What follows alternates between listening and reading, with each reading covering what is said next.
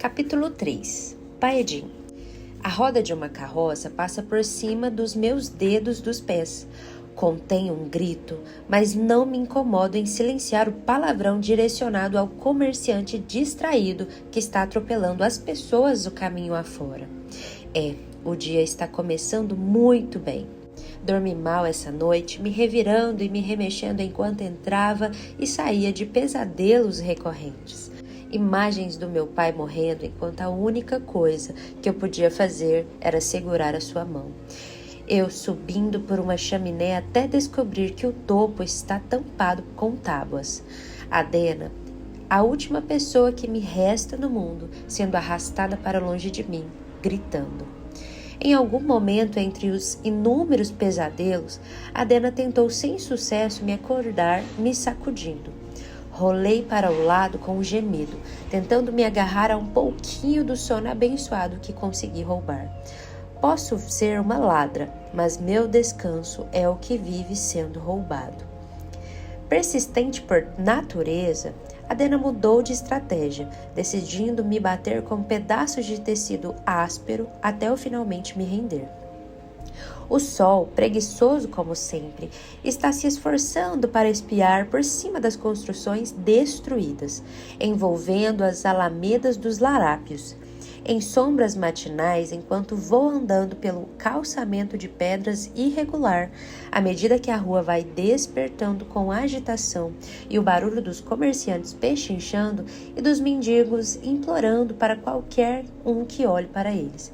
Eu me misturo facilmente ao caos da favela. Minhas mãos estão coçando para pegar alguma comida que acalme o ronco no meu estômago e que eu possa levar para Adena. Avalio a rua em busca da próxima vítima infeliz quando tem alguma coisa errada. 14. Há 14 imperiais na rua, mas deveria haver pelo menos 16 hoje. Eu sei disso, já memorizei os turnos de serviço. Vejo cabeça de ovo e nariz de gancho nos lugares de sempre, do lado de fora da loja da Maria, além de vários outros imperiais com nome igualmente adequados, com as máscaras de couro branco escondendo metade dos rostos. É meio difícil pensar em apelidos criativos para os babacas, por isso me orgulho do pouco que inventei. Normalmente, o fato de haver menos guardas seria um alívio, e talvez sejam minhas habilidades psíquicas atuando, mas fico preocupada. Meu estômago ronca raivoso, impaciente como sempre. Primeiro, comida, depois a sensação esquisita. Ando facilmente em zigue-zague pela multidão, pegando maçã da carroça que passou em cima do meu pé, uma vingança doce como a fruta crocante que mordo. Encostada na parede, decadente de uma loja, vejo que parece ser um aprendiz pechinchando com um comerciante. Observo enquanto ele encara o vendedor, irritado, antes de jogar várias moedas para ele e pegar um bocado de algo que só pode ser couro preto. Fixo o olhar nos chinchilins que rola em cima da carroça, contando-os rapidamente até descobrir que são moedas demais para comprar apenas couro. Ele está com pressa. Por isso se dispõe a pagar o dobro do que deveria em vez de perder tempo negociando. E tem dinheiro para gastar. O alvo perfeito. Vou para a rua seguindo o rapaz que agora abre caminho rapidamente pela multidão e puxo a tira de couro que prende meu cabelo, deixando-o cair pelas minhas costas em ondas prateadas e embaraçadas. Eu xingo o calor sufocante que faz meu pescoço ficar pegajoso de suor e deixo uma mecha de cabelo cair sobre os ombros e o rosto, me transformando na própria imagem da inocência. Faça com que eles subestimem você.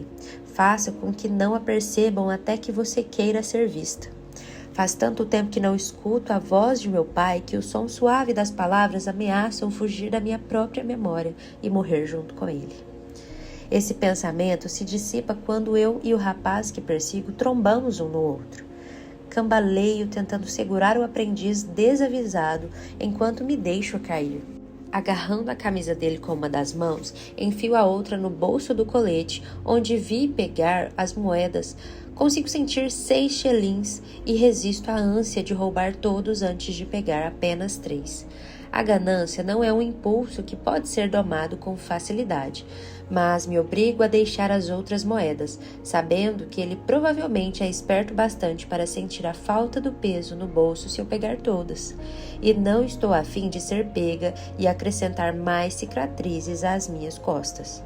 Porém, no instante em que vou tirar a mão e pedir desculpa por quase derrubar o rapaz, meus dedos ficam presos no forro do colete. Não é um forro, é um bolso secreto. Sinto um pedaço de pergaminho dobrado e, em um ímpeto que não consigo explicar sem justificar, decido pegá-lo também. Em seguida, tiro a mão e olho timidamente para o rosto do aprendiz. Os olhos dele estão arregalados enquanto eu o encaro através dos fios de cabelos caídos do meu rosto. Simulo uma expressão constrangida e rapidamente solto sua camisa. Soprando uma mecha de cabelo na frente dos olhos, recuo um passo para colocar algum espaço entre nós. Sinto muito, senhor. Exclamo, me obrigando a parecer ofegante, sem graça, inofensiva. Tenho certeza que sou a única pessoa em toda Ilia que consegue tropeçar no ar. Vamos lá, me subestime, me ignore. Ele passa a mão pelo cabelo encaracolado e ri. Não se preocupe. Acho que você é muito talentosa, então. O rapaz está sorrindo, mas seu olhar se demora um pouco mais para o meu gosto. Então, mostro um sorriso e inclino a cabeça antes de dar meia volta e sumir na rua cheia de gente.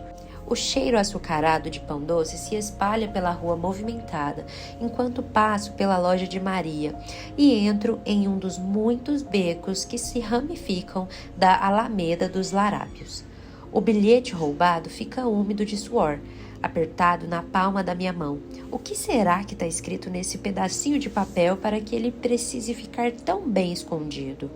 Vamos descobrir. Me apoio na parede de tijolos sujos, desdobro o papel e revelo um bilhete rabiscado. A reunião começa à 00:15, na Casa Branca entre a Rua dos Mercadores e a Rua dos Olmos. Traga suprimento. Releio as palavras confusa enquanto meu coração acelera de ansiedade. É a minha casa. Bom, era a minha casa. Pela inclinação das letras e pela tinta manchada, dá para ver que quem escreveu esse bilhete estava ansioso por escondê-lo de olhares curiosos. Olhares curiosos como o meu. Muitas perguntas invadem a minha mente, uma mais confusa do que a outra. Por que nessa terra abandonada pela peste, reuniões estão sendo feitas na minha casa? Ex-casa. Você foi embora, lembra? E uma reunião lá no meio da noite com suprimentos? O couro. Tropeço no calçamento irregular, o que me faz voltar à realidade e perceber que estive andando esse tempo todo. Enfio o bilhete amarrotado de volta no colete com a mente ainda a mil e chego à rua agitada, agora banhada pelo sol. Balanço a cabeça, tentando afastar os pensamentos enquanto abro caminho pela confusão de pessoas negociando, fofocando e xingando. De novo, perambulando no meio das carroças dos mercadores, entro no ritmo familiar que é a minha ocupação honesta, o roubo. Minha mente vagueia enquanto opero, o que me permite pensar em Adena e me perguntar se ela está tendo alguma sorte vendendo suas roupas na outra ponta da rua. Eu roubo e ela costura. Essa tem sido a nossa vida nos últimos 5 anos. Eu mal tinha feito 13 anos e estava sozinha no mundo quando eu e Adena literalmente nos esbarramos. Bom, ela passou direto por mim, na verdade. Jamais vou me esquecer a expressão do Imperial correndo atrás dela, gritando alguma coisa sobre bolinhos roubados. E sem pensar 2 vezes, fui atrás. Assim que vi o guarda caindo de cara no chão, comecei a seguir a garota magricela de cabelos encaracolados que cruzou no meu caminho. Naquele dia nasceu uma aliança desconfortável, uma que deveria ter permanecido assim. Estendo a mão para pegar uma toranja gorda, mas congelo quando ouço um grito arrepiante cortar o tumulto da Alameda. Olho em volta, me esquecendo da fruta e examinando a multidão para ver de onde veio o barulho. Meu olhar passa por muita gente antes de encontrar uma figura pequena, encolhida, apertada contra um poste de madeira manchado de vermelho no centro da rua. Um imperial está parado com um chicote na mão junto do menino, encarando-o com uma satisfação repugnante estampada no rosto. Conheço muito bem essa expressão. Já fui a criança sangrando muitíssimas vezes. Ele foi pego. Me pergunto o que deve ter roubado, o que poderia justificar o espancamento. Uma fruta? Talvez alguns xelins de uns comerciantes? Eu me lembro da sensação de estar desamparada, meu corpo desabando sobre o poste, tremendo a cada estalo do chicote, enquanto mordia a língua para não chorar. A dor passa, mas as cicatrizes permanecem como lembretes do que não fazer. Os pequenos sempre são pegos.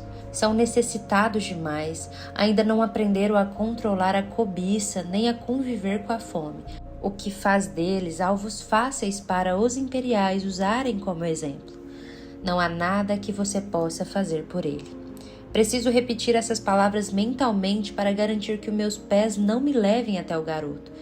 Porque fiz isso uma vez. Tentei interferir e ajudar uma menininha que me lembrou de mim mesma, totalmente apavorada, mas ao mesmo tempo totalmente decidida a jamais demonstrar isso. Quando ela me encarou, o fogo em seu olhar refletia o meu. No fim das contas, minha tentativa de ajudar terminou com algumas chicotadas extras em nós duas.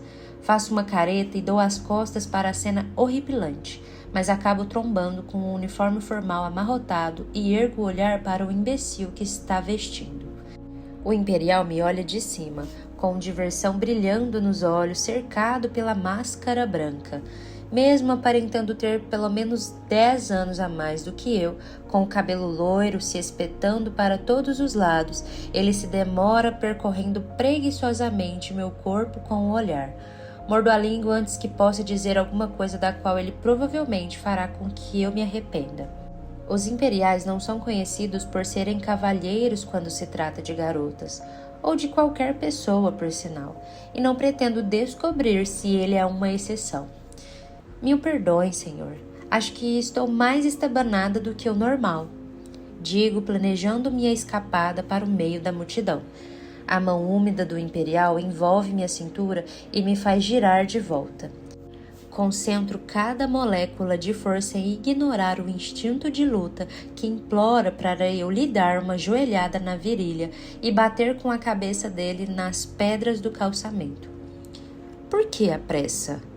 O sorriso cheio de dentes e os olhos pretos dele provocam um arrepio na minha espinha, e o fedor horrível de álcool no seu hálito só aumenta a minha inquietação. Sorrio e me obrigo a ser educada enquanto me solto.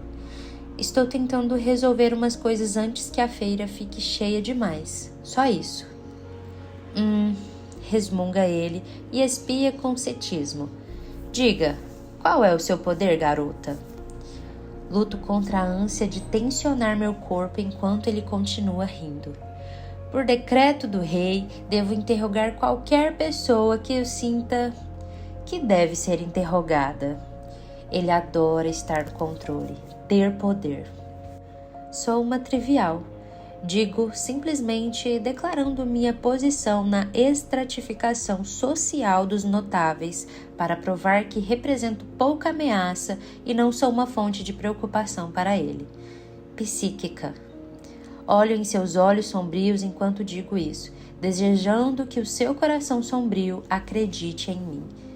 É mesmo? Eu nunca conheci uma psíquica.